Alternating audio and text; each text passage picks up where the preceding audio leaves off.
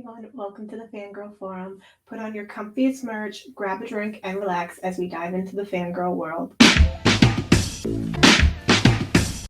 So, today's episode, we are going to be discussing Stan Twitter, which I guess is now known as Stan X. But for this purpose, I'm going to refer to it as Stan Twitter.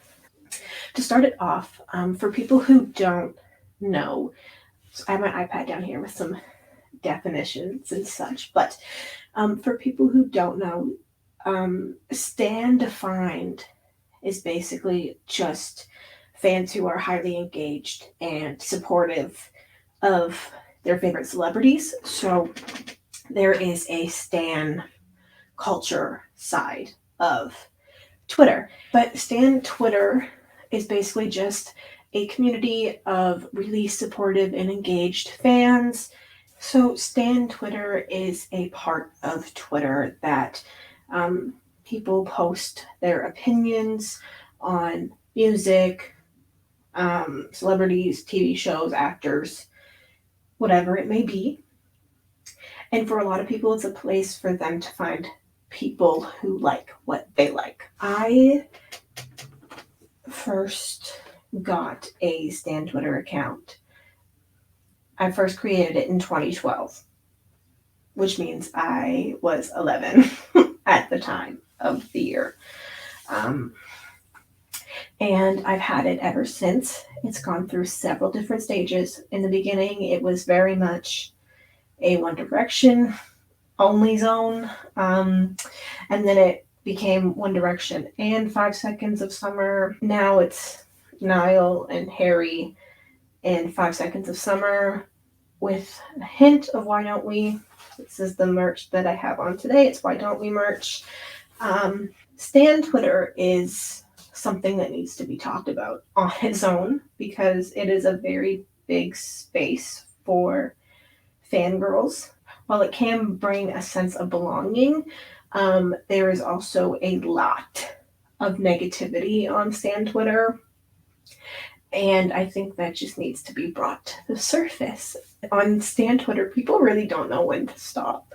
So it's a lot of low-key harassment at times, especially if you are giving your opinion on Taylor Swift or Beyonce, somebody like really, really high up in mainstream media who has a bunch of dedicated, loyal supporters. If you say something bad about any one of them, you will be mass quoted. It's very dramatic for what it is. So yeah, I just kind of wanted to talk about the role that social media has in being a fangirl, because I have met some of my best friends through Stan Twitter. Usually it starts in like we're in the same group chat for a show that we're going to, and then we meet each other at the show and then we just click. That's happened to me for 4 different people now. One of my, well, I guess you could say 2 of my best friends I met on Twitter, and we still talk to this day. It's kind of tricky making friends on Stan Twitter just because they might not live near you. And in my case, one of my best friends lives in Pennsylvania and the other one lives in Connecticut. So really the only time that we get to see each other is if I go to the States for a concert, which is less than ideal, but I do value those relationships anyway. And a lot of people say that the people that you meet on Stan Twitter are not like your real friends, but I am proof that is not correct. I know plenty of people who have met people on Twitter as well, and they're really, really close friends. I think when used correctly, Stan Twitter could be a really good thing for fangirls that are trying to reach out to more people that like the same things that they do. I wanted to discuss Stan Twitter as its own separate video because there is just so much to unpack, and I feel like I'm only going to be able to scratch the surface in the amount of time that I have today. As I mentioned earlier, Stan Twitter can be a very, very, very toxic place, and some people on Stan Twitter don't believe that there are any boundaries on the internet. So I have seen people dox other people if they don't agree with one another. I've seen people tell each other to kill themselves. Um, I've seen tweets of people basically encouraging all of their followers to mass attack somebody else for whatever it may be. I don't know why it's like that, especially since um, most of the time people on Stan Twitter just stay within their own fandoms and they rarely venture out.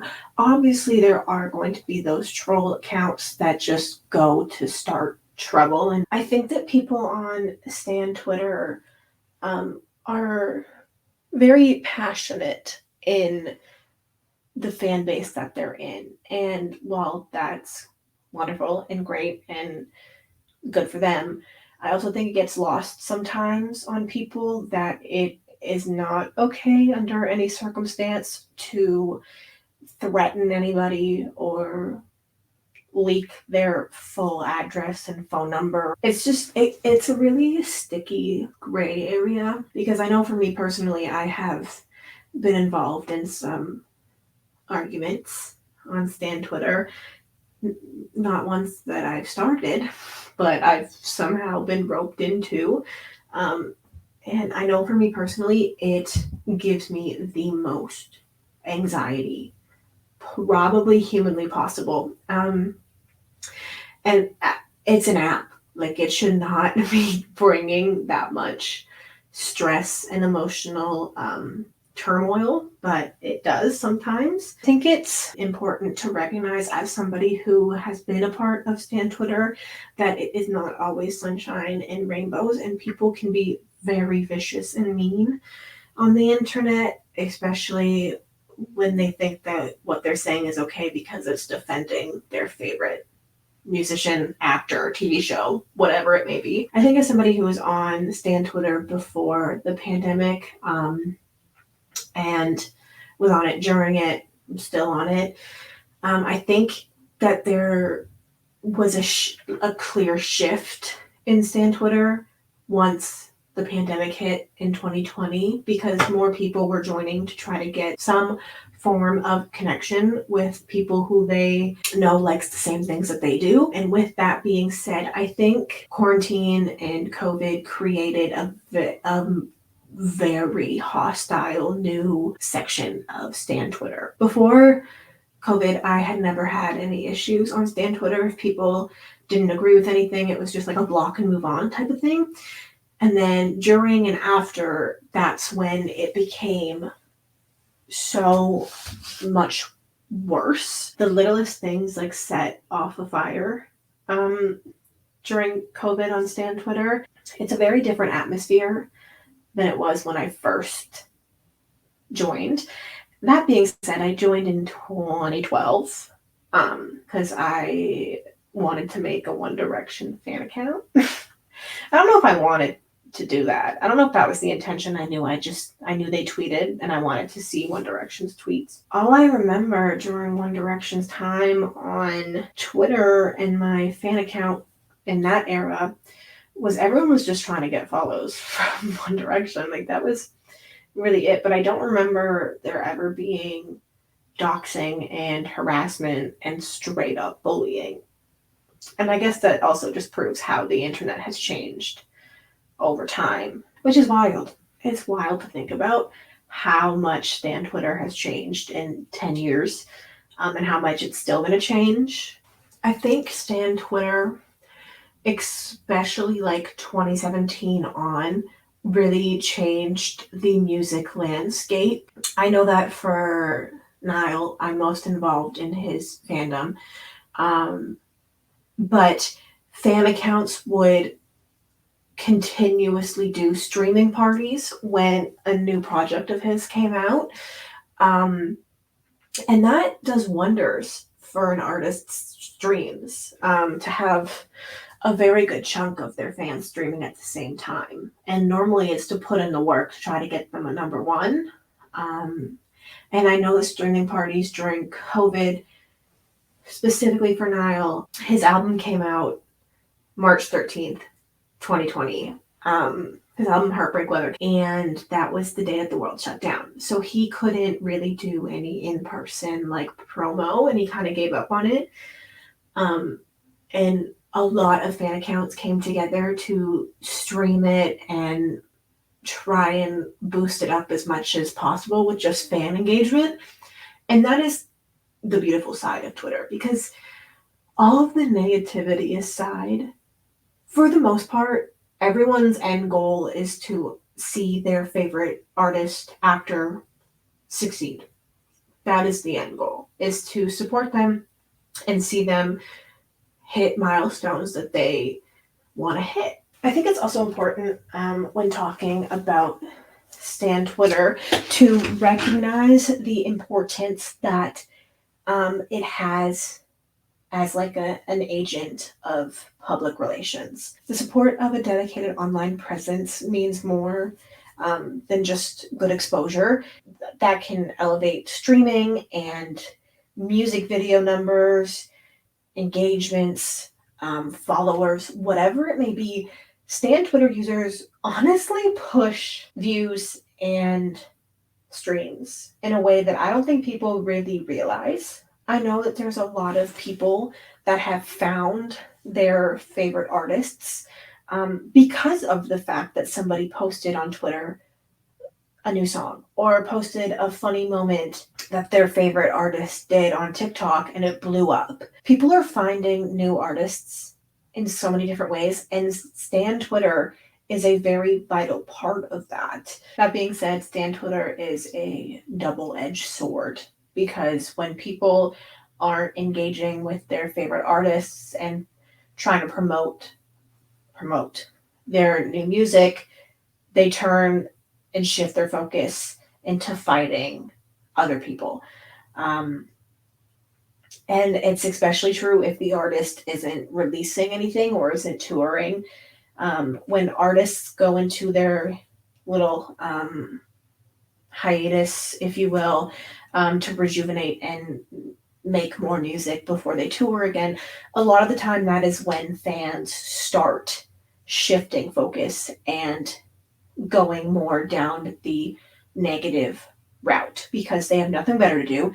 Their favorite musician isn't releasing anything, they're not doing TV shows, they're not on tour, they're not doing promo, they're not online. So a lot of people just decide that it's at that point where they need to start shifting their energy into something negative, like Stan Wars.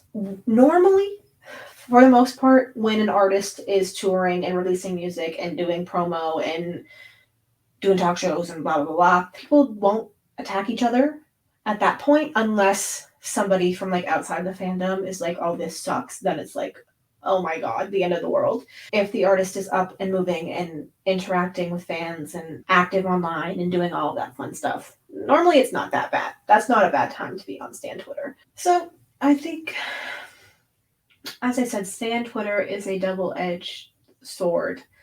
But for me personally, I have had some really wonderful moments on Stan Twitter. As I said, I would not have met my two best friends if it wasn't for that stupid little bird app that isn't a bird app anymore. There is an opportunity there to really make meaningful connections with people. It's just kind of how you maneuver on Stan Twitter that will determine your outcome. So yeah, that is a little bit of an introductory to Stan Twitter and the many faces it has. I hope you enjoyed this episode. Hope you learned a thing or two about Stan Twitter, and you learned that if you are going to get a Stan Twitter account, don't go picking fights, because it might not end well for you. Just a reminder, you're not weird for liking what you like. It's very normal to be a part of a fandom. It is very, very near and dear to my heart. And yeah, hope you guys enjoyed. I'll see you in the next one.